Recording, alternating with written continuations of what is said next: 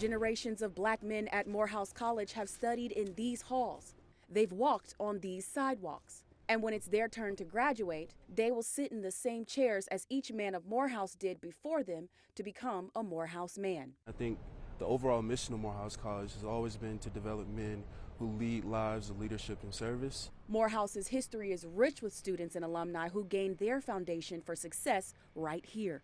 But it doesn't mean these men all see political issues the same way.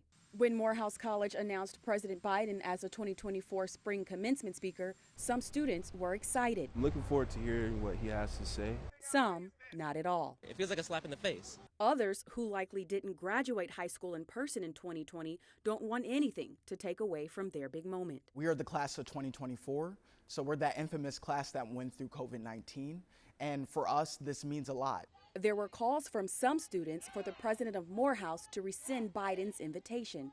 Those calls declined. The reasoning? I think we need some place in this country that can hold the tensions that threaten to divide us. During a wave of pro-Palestinian protests at colleges and universities across the country, students have been calling for schools to withdraw support from companies that support Israel.